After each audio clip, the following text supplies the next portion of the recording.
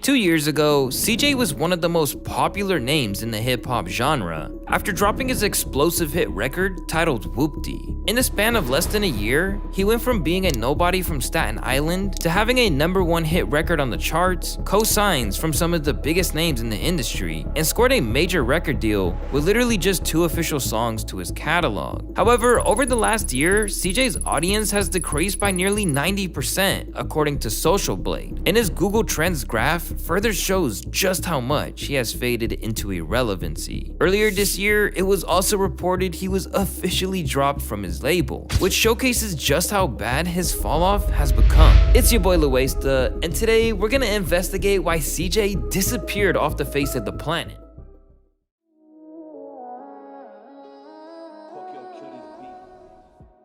When CJ dropped his song Whoop-Dee on July 30th, 2020, it popped off immediately, which was pretty sus for a few reasons. I mean, for one, if we use the Wayback Machine, we can see that this guy barely had 40,000 subscribers on his channel when he somehow managed to pull in 7 million views on a video. A month later, it jumped to nearly 80 million. So how did this random Latino guy from Staten Island, New York absolutely decode the secret to going viral in the modern music era? Did he simply find the recipe to success that quickly? With rappers like Ice Spice, Chance the Rapper, and Baby Keem all being tagged with the industry plant label, naturally, people started wondering if CJ was next in line. However, is it possible to make the claim that he had just made a banger and it hit at the right place at the right time? Cause in interviews that surfaced shortly after the song's release, CJ claimed that Whoop-Dee was nothing more than a random first attempt at making drill music. For the people that don't know, Whoop-Dee was my first drill record I ever made in life.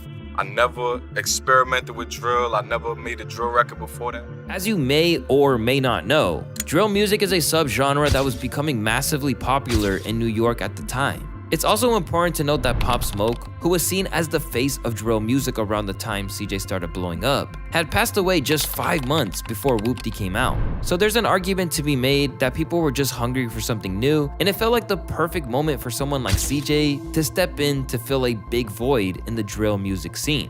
Drill was just so hot at the time. I was like, yo, let me see what I could do on a drill beat. You know what I'm saying? I was just playing around. Like, I'm not a drill rapper. I had no intentions of being a drill rapper. Today, I'm not a drill rapper. It just happened to be I blew up off of a quote-unquote drill-based song. What makes things even all more crazier is that the beat for Whoop-Dee was already used by Pop Smoke, King Von, and other drill rappers. So what was it about CJ's inclusion of it on Whoop-Dee that blew it up out of proportion? Could it just be the fact that he made it more catchy and simple for the average listener to understand, making it much easier to sing along to? Or is there something that went on behind the scenes that he was hiding from the audience? The second the song dropped, it went on to become a viral dance challenge on TikTok, which could be one of the main reasons it was able to climb the charts so quickly. But something that was pretty suspicious was the fact it was also given a huge push when Cardi B played the song on her Instagram story.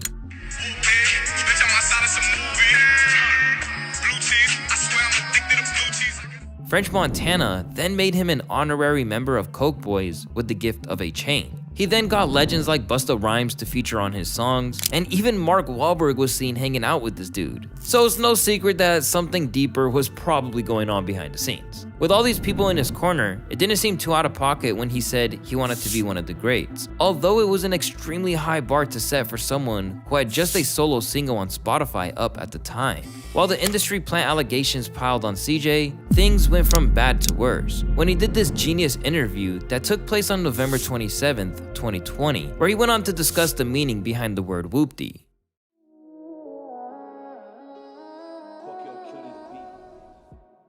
Whoop-Dee.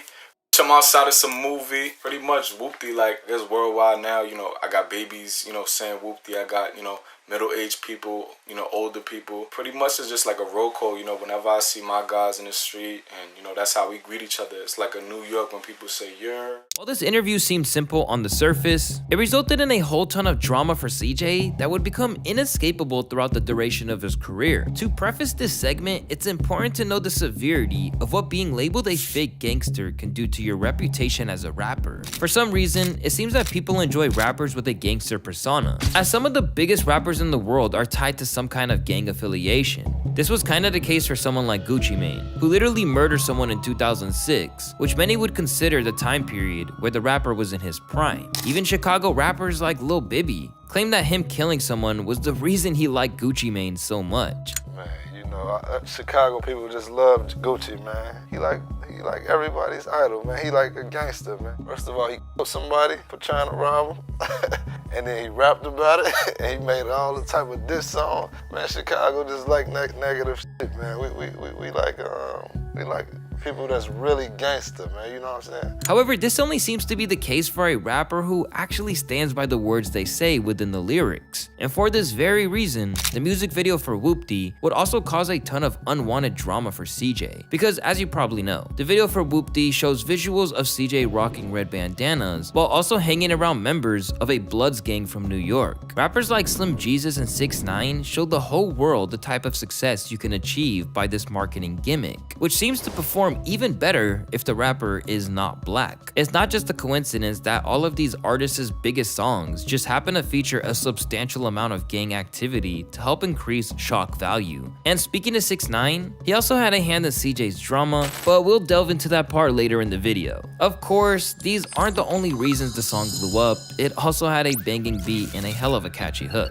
However, problems began to arise when people started to dissect what the word whoopty even means. And much to their surprise, it wasn't just some made-up slang, as CJ made it seem in his interview with Genius, but rather the word had an incredibly dark history behind it. The rap dictionary defines whoopty to be a noun, meaning a gang calling, greeting, salute, or acknowledgement for New York Blood gang members. Upon further investigation and fan speculation, people began to question CJ's authenticity of being a real Bloods gang member. Whoopty is a slang that is closely linked to the Mac Baller Bloodhound Brims, which is a notorious gang in New York City that's been around since 2005. At one point, it was considered to be one of the most dangerous gangs in New York, according to a post that dates back to 2014. The Mac Baller Brims were known for doing some pretty serious stuff. For instance, some members actually kidnapped a dad, whose child is a prosecutor in North Carolina, all because they were mad about the sentence one of their own got. And there's another tragic story of a 14-year-old kid who got mixed up in all this and ended up getting shot by the cops. It's also said that joining this gang could mean you've got to commit murder as your initiation. These incidents show the dangerous and risky world CJ was stepping into, and if he really wasn't about that life, he was making a big mistake for clout. And it's clear that CJ was definitely affiliating himself with this group, as people began to notice that he had referenced specific gang members from the Bloodhound Brims in his lyrics, when he said,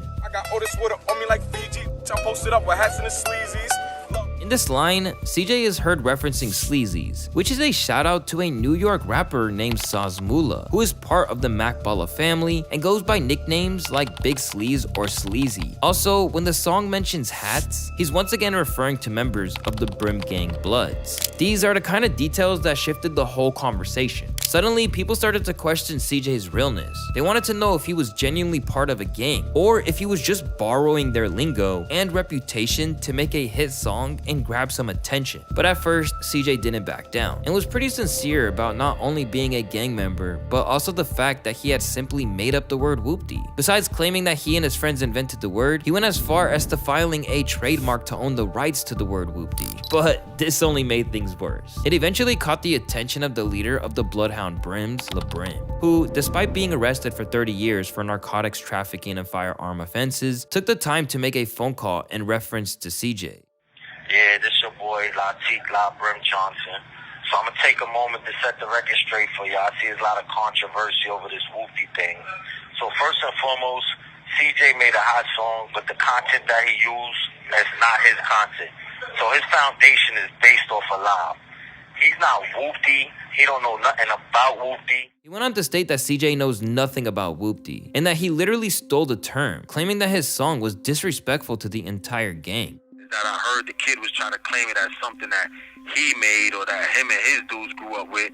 I didn't appreciate the fakeness and the fraudulent with that. That to me, like, that was some fraud. That was some busted. Like, everybody know where whoopty come from. He didn't even understand what whoopty is. So I was very disappointed with that situation. Very. His phone call from LeBrim had a quite severe impact on CJ's street cred, with more gang members and affiliates questioning CJ's authenticity. One user wrote a comment stating CJ owes them royalty percentages, while another claimed that New York Bloods were getting finessed. A member of the Bloods gang by the name of G5 Reels hopped on Instagram Live to fire more shots at CJ's inauthenticity. Gangster, you got around that been putting on for this shit for years, nigga. You got my bro up north for 30 years right now, nigga. Pull the fuck up right now. Pull up. Cause it's not a game no more, bro. Like, with the industry churning against him, after they realized he wasn't about that life, the fans followed, and were now churning on him in the comment section. Most fugazi blood I ever seen. How has this dude not gotten clapped up yet? Only one song in, and CJ was facing his real first beef in hip-hop. But rather than it being a big publicity stunt to gain traction and new listeners, this one quickly got serious. As if things weren't bad enough, he'd soon be hit with allegations that he stole the entire flow of other MCs. If you're new to hip-hop, let me make it clear that this is one of the worst things you can be accused of. Biting another MC's bars or flows has been at the center of plenty of rap beefs over the years. So when two rappers named Busy Banks and 22G's came out to say that CJ was a little sus and had basically jacked their whole style, it became another huge problem for him to deal with. Real CJ giving me 6ix9ine vibes, and boy from Staten Island, the safest borough in NYC. Heard he ain't even whoopty for real. That CJ dude need to give me my credit, no cap. Busy Banks then said on IG, dude jacking my lingo and flow. I'm tired of not getting the recognition I deserve. I started this new wave of drill rap. Let's talk about it. Rather than being a vague accusation, people actually began to put together side-by-side comparisons to show how his style sounded next to Busy's. Check this out. Can't fuck with no bitch, that's basic. Look at my swag, the drip is contagious. can't fucking no hoe, that's basic. I used to run up chasing really break. Slide, hop in the V, let's go for a ride. Wait, slide. She said she feeling a vibe. In the immortal words of Soulja Boy, word for word, bar for bar. 22G's would then follow this up with a whoopty remix titled Goofy, where he then went in on CJ. Leave a nigga like Hoffa. He won't even need a doctor, nigga who shot you. Not even whoopty. The song went viral, racking up nearly 1 million views, and fans were loving every bit of it. In a Reddit post discussing the disappearance of CJ, some fans claimed that 22G's diss was the nail in the coffin. But yet again, CJ wouldn't back down, and would keep pushing further into his gang member persona in a song called Hit Up, where he fires shots at 22G's gang, the Gangster Disciples, as well as throwing up their gang signs with his hands in the video. I get you hit up, no pop, come to your block and set up shop. The song also went crazy, gaining 3 million views. However, his fans were beginning to worry about CJ, being that he was now putting his whole life on the line. Then on April 7, 2022, CJ made another bold move when he showed up to DJ Vlad to discuss the beef, claiming he would beat up 22G's and Busy Banks if they kept dissing him. If it really came down to it, like, we could squabble, you know what I'm saying? Like, we could just get it on, you know what I'm saying? Like, if it's that serious, you know what I'm saying? It was like every other week from this point on, CJ would be confronted with another gang member attempting to prove he was a fraud, going on live stream after live stream to try to clear his name, and receiving countless amounts of threats. Yo, we talking about CJ. I know Nobody. I smacked this out too. I see the tags. I know we talk about. In the span of less than a year of blowing up, CJ was dealing with allegations of being an industry plant, a fake gangster, and now a flow stealer. But in 2021, his entire empire would crumble into pieces.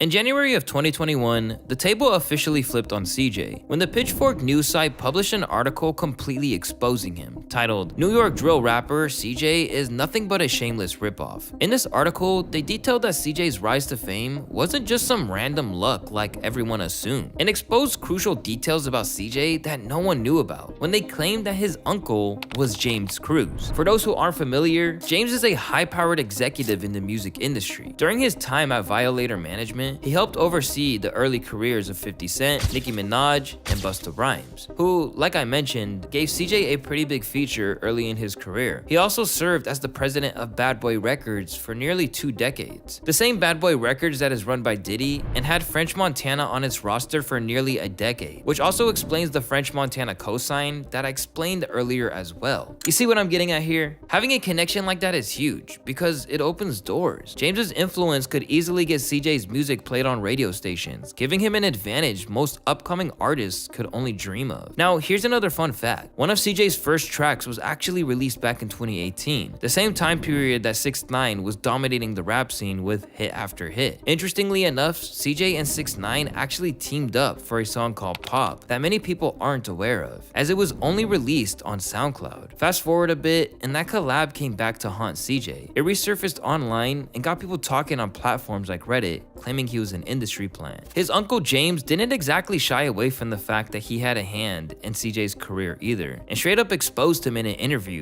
discussing CJ's success, where he literally revealed that he came out of retirement just to manage him. And I said, okay, play me the record. They play me this record called Whoopty. I go, shit, you got a record. Like, you got one. Like, damn, I didn't expect that. And then I said, what else you got? He said, what else I need? It ain't gonna work with one record. What you want? What you want me to do? You want to perform on Carnival Cruise Lines in 30 years? Like, you need a body of work. Looks like Uncle James could have been onto something, as that's basically how his career played out now. As you will see, he basically told CJ his future. Still, he called in some favors to get CJ positioned for success. I'm gonna help the kid. I'm gonna help him. He deserves it. He's family. His pops called me, and I gave his pops a promise, and I spoke to his moms, and I said, I got this. Get him a record deal.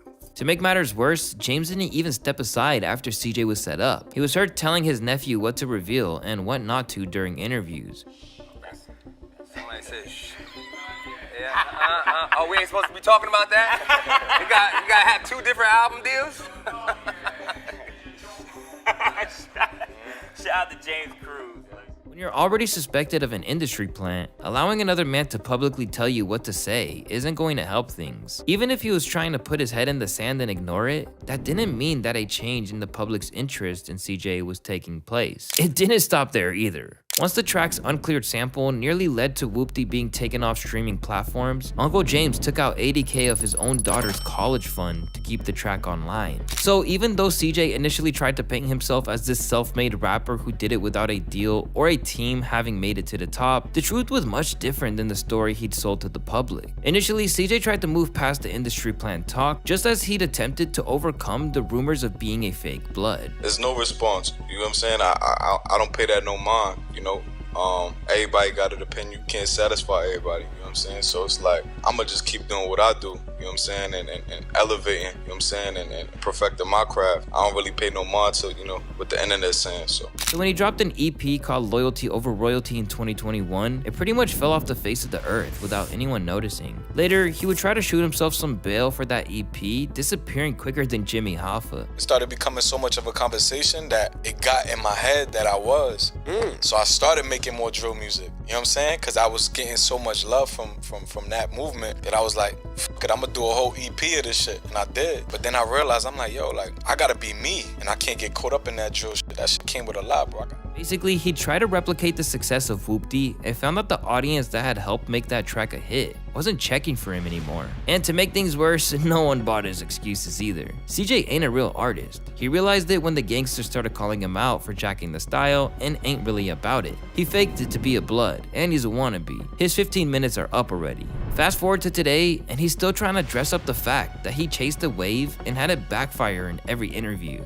When a label hears a song, they're coming to you like, tell me you have 5 more of these. Of course. Now, in the back of your mind, that's everybody's dream. Yeah, that's, you know. In the back of your mind, you'll probably be like, it's not the type of artist I am, but I did make the song. Exactly. Now, also, people in the streets are trying to bring you into, like... Exactly. I kind of just wanted to, like, steer away from that a little bit, you know what I'm saying? Get back to my melodic shit, jump into the Latin shit, do this, do that, just so I don't get that pigeonhole label, you know what I'm saying? The track Replica got some viral success. It obviously wasn't enough for CJ though, because he's returned to trying to make drill tracks that tried to capture the essence of Whoopty's success. In some cases, he just basically copied the song to the letter, and the results are pretty ridiculous to be honest. Peep this clip of Dubai from August of 2022. You wanna cry Miami?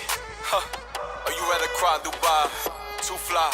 She said she loving my new style. Like Joe Budden once said, that shit was a 2-pack of ass. In February of 2023, Warner had enough and severed their relationship with him once and for all. Users commented things like, took the hit and canned him, damn. The song was lit until the world found out he was fake claiming. In the months that followed, CJ tried to reframe it like it was his decision to leave with his masters because Whoopty was enough for him to recoup on his advance. But if Warner thought that there was any value left in him, they would have tried to lock him back in. Once again, people weren't buying it. Sounds like the label didn't think he was capable of making another hit.